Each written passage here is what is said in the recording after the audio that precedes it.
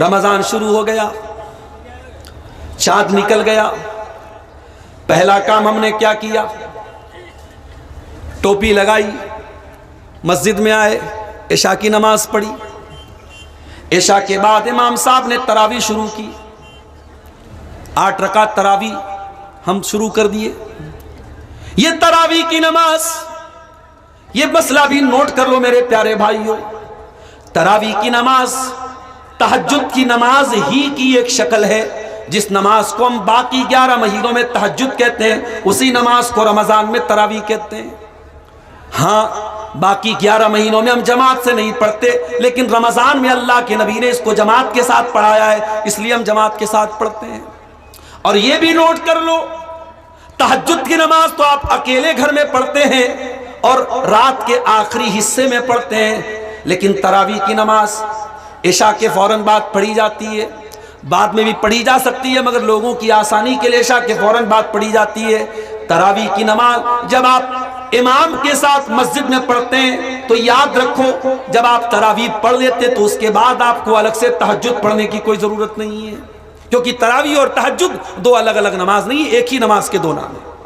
اور یہ بھی یاد رکھو کہ رمضان کے مہینے میں آپ اکیلے پڑھ تو سکتے ہیں، جائز ہے، مگر اکیلے کے بجائے اگر آپ امام کے ساتھ جماعت میں آ کر کے پڑھیں گے تو اس کا زیادہ ثواب ہے، اس کی زیادہ فضیلت ہے۔ اللہ کے رسول صلی اللہ علیہ وسلم فرماتے ہیں، من قام مع الامام حتی ینصرف، جو امام کے ساتھ تراویح کی نماز پڑھے گا، کتب لہ قیام لیلۃ، اس کو پوری رات قیام اللیل کرنے کا، پوری رات تہجد پڑھنے کا ثواب ملے گا۔ مگر معاف کرنا میرے بھائی، ہمارے ہاں تو تراویح بھی ایسی ہوتی ہے کہ بس اللہ ہی اپنی پناہ میں رکھے۔ 4-5 دن تک تو بڑا جوش رہتا ہے، مسجد کھچا کھچ بھری رہتی ہے، اور 4-5 دن کے بعد مسجد خالی۔ کوئی بیچارہ عید کی شاپنگ کرنے نکل گیا، کوئی مارکیٹنگ کرنے نکل گیا، کوئی کہیں چلا گیا، کوئی کہیں چلا گیا۔ تراویح کی نماز 4-5 دنوں کی عبادت نہیں ہے، پورے رمضان اس عبادت کا ہمیں اہتمام کرنا چاہیے۔ اللہ کے پیارے نبی بڑی پیاری بات فرماتے ہیں، من قام رمضان ایمانا واحتسابا غفر له ما تقدم من ذنبه، جو ایمان کے ساتھ اور ثواب کی نیت کے ساتھ رمضان میں تراویح پڑھے گا، قیام اللیل کرے گا، اس کے پچھلے تمام گناہ معاف ہو جائیں گے۔ اللہ تعالیٰ اتنا بہترین موقع دے رہا ہے اپنے گناہ بخشوانے کا۔ ارے کتنا ٹائم لگے گا؟ 40 منٹ، 45 منٹ، 1 گھنٹہ کھڑے ہو کر کے تم گانے سن سکتے ہو، 1 گھنٹہ کھڑے ہو کر کے تم کرکٹ کا میچ دیکھ سکتے ہو، 1 گھنٹہ کھڑے ہو کر کے تم دنیا کے بہت سارے کام کرتے ہو۔ یہاں تو نماز پڑھنا ہے، یہاں تو اللہ کو راضی کرنا ہے، یہاں تو اپنے گناہوں کو بخشوانا ہے۔ اس لیے تراویح کی نماز پورے رمضان پڑھو میرے بھائیو، پورے رمضان پڑھو۔ اور آگے بڑھیے، صبح ہوئی، آپ کی بیوی نے آپ کو اٹھایا، اٹھیے سحری کھا لیجئے، سحری کر لیجئے۔ آج تک تو آپ کبھی 4 بجے صبح کھاتے نہیں تھے، صبح 9 بجے ناشتہ کرتے تھے، 10 بجے ناشتہ کرتے تھے۔ رمضان نے سب سے پہلا کام کیا کیا؟ آپ کے کھانے پینے کی ٹائمنگ کو چینج کر دیا۔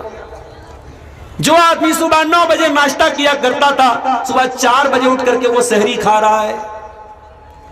پتہ یہ چلا رمضان آپ کو چینج کرنے آیا ہے، رمضان آپ کے اندر پریورتن کرنے آیا ہے، رمضان آپ کو بدلنے آیا ہے۔ اگر رمضان آپ کے سونے جاگنے کا ٹائم بدل سکتا ہے، رمضان آپ کے کھانے پینے کا ٹائم بدل سکتا ہے، او بیڑی سگریٹ پینے والو، تمہاری اس بری لت کو بھی رمضان چھڑوا سکتا ہے۔ او شراب کے نشے میں دھت رہنے والو، اگر تم اخلاص کے ساتھ اللہ سے سچی توبہ کر لو تو یہ نشہ بھی رمضان میں چھوٹ سکتا ہے۔ اپنی بری عادتوں کو چینج کرنا ہے، اپنی گندی عادتوں کو چینج کرنا ہے، تو اس کے لیے بہترین موقع ہے رمضان۔ اچھا، اگر کوئی انسان یہ بولے نہیں صاحب میں تو سحری نہیں کھاؤں گا، میں اور لمبا روزہ رکھوں گا، رات میں دبا کے کھاؤں گا، بھات اور گوشت کھا لوں گا، اور صبح فجر کے ٹائم کچھ نہیں کھاؤں گا، تو دیکھا جائے تو وہ تو اور لمبا روزہ رکھ رہا ہے۔ ہم اور آپ تو فجر سے لے کے مغرب تک 14 گھنٹے بھوکے رہ رہے ہیں، وہ تو بیچارہ 16-17 گھنٹے بھوکا رہ رہا ہے۔ اس کو ثواب زیادہ ملنا چاہیے، مگر نہیں۔ دین ہماری مرضی کا نام نہیں ہے، اللہ کے پیارے نبی فرماتے ہیں تسحرو، سحری کیا کرو، فإن فی السحور لبرکہ، سحری میں برکت ہے۔ جب نبی نے برکت کہہ دی ہے تو یقیناً سحری میں برکت ہے، اس لیے بغیر سحری کھائے روزہ نہ رکھیں۔ آپ نے یہ بھی فرمایا ہمارے اور اہل کتاب کے درمیان جو فرق ہے وہ لوگ بغیر سحری کا روزہ رکھتے ہیں اور ہم سحری کے ساتھ روزہ رکھتے ہیں۔ آپ اپنی مرضی کے مالک نہیں ہے دین میں، نبی کی سنت ہے، نبی کا طریقہ ہے، آپ کو سحری کھا کر کے روزہ رکھنا ہے۔ اور یہ بھی میں بتا دوں، بہت سارے لوگ کیا کرتے ہیں، سحری کھا لیے دبا کے بالکل، اس کے بعد سو گئے، فجر کی نماز کہاں گئی؟ بستر پہ گئی۔ یاد رکھو میرے پیارے ساتھیوں، اسلام کے 5 ارکان میں توحید کے بعد دوسرا رکن نماز ہے اور روزہ چوتھے نمبر پہ آتا ہے۔ آپ روزے کے لیے تو اتنی محنت کر رہے ہیں، صبح 4 بجے اٹھ کر کے سحری کر رہے ہیں، لیکن اگر آپ نے فجر کی نماز نہیں پڑھی اور سحری کھا کر کے سو گئے تو یہ بہت بڑا گناہ ہے میرے پیارے ساتھیوں۔ اس لیے کوشش یہ کرو کہ سحری کے بیچ میں اور فجر کی اذان میں زیادہ گیپنگ نہ ہو۔ اگر مان لیجئے فجر کی اذان صبح 5 بجے ہو رہی ہے تو آپ کوشش کریں 15 منٹ پہلے آپ سحری کھا لیں، اور سحری کے بعد جو ٹائم بچائے اس ٹائم کو بستر پہ نہ گزاریں، سو کر کے نہ گزارے، بستر پہ نہ جائیں۔ آپ کوشش یہ کریں یہ 15 منٹ بچا ہے، آپ مصلی بچھائیں، وضو کر کے آئیں، اور جب تک فجر کی اذان نہیں ہو جاتی ہے آپ چاہے تو تہجد بھی پڑھ سکتے ہیں، 2 رکعت بھی پڑھ سکتے ہیں، 4 رکعت بھی پڑھ سکتے ہیں، اور اگر آپ چاہیں تو بیٹھ کر کے اللہ کی بارگاہ میں اپنی مرادیں مانگیں، اللہ سے دعائیں کریں۔ اس بہترین وقت کو، وہ سحری کا وقت ہے، وہ برکت کا وقت ہے، اس وقت کی دعا قبول ہوتی ہے، اس وقت دعا کریں۔ میرے پیارے ساتھیوں، بڑے بدنصیب ہیں وہ لوگ جو سحری کھا کر کے سو جاتے ہیں اور فجر کی نماز بھی چھوڑ دیتے ہیں۔ اور کوشش یہ کیجئے میرے بھائیوں کہ رمضان میں تمام نمازیں ٹائم سے پڑھیے۔ کوشش یہ کیجئے کہ اذان فجر سننے کے بعد جلدی سے وضو بنائیے اور مسجد میں آ کر کے پہلی صف میں جگہ پا لیجئے۔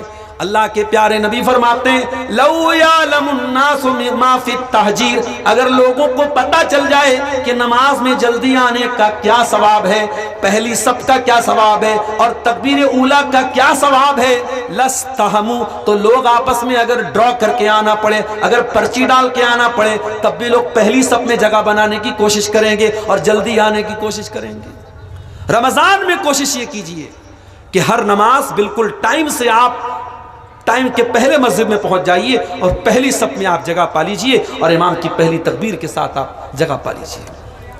اور ایک ٹائم کی نماز بھی رمضان میں نہ چھوٹے۔ ویسے تو سال کے 11 مہینے بھی نہیں چھوٹنی چاہیے، لیکن کوشش یہ کیجئے میرے بھائیوں کہ رمضان کے 1 مہینہ ایک ٹائم کی نماز بھی نہ چھوٹے۔ اگر 1 مہینہ آپ نے پابندی سے رمضان کے مہینے میں نماز کی پابندی کر لی تو انشاءاللہ یہ ٹریننگ آپ کو باقی کے 11 مہینے بھی کام دے گی اور باقی کے 11 مہینے بھی آپ نماز کے پابند ہو جائیں گے۔ بھئی ہم اپنے دنیاوی کاموں کے لیے کتنے الرٹ رہتے ہیں۔ اگر آپ کو کلکتہ صبح 4 بجے فلائٹ پکڑنا ہے، آپ کلکتہ سے بہت دور پاکڑ کے علاقے میں رہتے ہیں، لیکن صبح 4 بجے اگر کلکتہ سے آپ کی فلائٹ ہے تو آپ بیفور پہنچ جائیں گے کلکتہ ایئرپورٹ پر، کیونکہ آپ کو معلوم ہے فلائٹ چلی جائے گی، میرا ٹکٹ برباد ہو جائے گا، میرا شیڈیول خراب ہو جائے گا۔ اگر آپ فلائٹ کے لیے رات کو جاگ سکتے ہیں اور صبح جلدی اٹھ سکتے ہیں، اگر آپ ٹرین پکڑنے کے لیے صبح جلدی اٹھ سکتے ہیں، میرے پیارے ساتھیوں، رمضان ہمیں یہ بھی سبق دیتا ہے کہ آپ فجر کے لیے بھی جلدی اٹھ سکتے ہیں۔ آپ جتنے بھی تھکے ہارے ہوں، اگر آپ کو فجر پڑھنے کی عادت ہے، آپ رات میں 2 بجے بھی سوئیں گے تو 4 بجے آٹومیٹک نیند کھل جائے گی۔ اچھا، رمضان میں سب سے اہم عبادت کیا ہے؟ روزہ ہے۔ اور جانتے ہو روزہ ہمیں کیا سکھاتا ہے؟ روزے کا سب سے بڑا سبق کیا ہے؟ روزہ ہمیں صبر سکھاتا ہے، اور صبر کا مطلب ہوتا ہے اپنے آپ کو کنٹرول کرنا۔ آپ روزے کی حالت میں ہیں، بھوک لگی ہے، کھانا سامنے مگر آپ کھاتے نہیں ہیں، پیاس لگی ہے، پانی سامنے مگر آپ پیتے نہیں ہیں، آپ کی خوبصورت بیوی آپ کے سامنے آ جائے، آپ بیوی کے قریب نہیں جاتے ہیں، جو آپ کی جائز خواہشات، کھانا بھی جائز ہے، پانی بھی جائز ہے، بیوی بھی جائز ہے، مگر رمضان کے روزے کی حالت میں یہ جائز چیزیں بھی آپ کے لیے حرام کر دی گئیں۔ میرے پیارے ساتھیوں، روزہ یہ ٹریننگ دے رہا ہے، اے روزے دار، اے روزہ رکھنے والے، اگر تو اللہ کے حکم پر جائز چیزوں سے اپنے آپ کو بچا سکتا ہے، اپنے آپ کو کنٹرول کر سکتا ہے، تو 14 گھنٹے کھانے سے دور رہ سکتا ہے، تو 14 گھنٹے پانی سے دور رہ سکتا ہے، تو 14 گھنٹے اپنی بیوی سے دور رہ سکتا ہے، تو اے روزے دار، تو حرام کاموں سے کیوں نہیں دور رہ سکتا ہے؟ اگر تو چاہے تو حرام چیزوں سے اپنے آپ کو کیوں کنٹرول نہیں کر سکتا ہے؟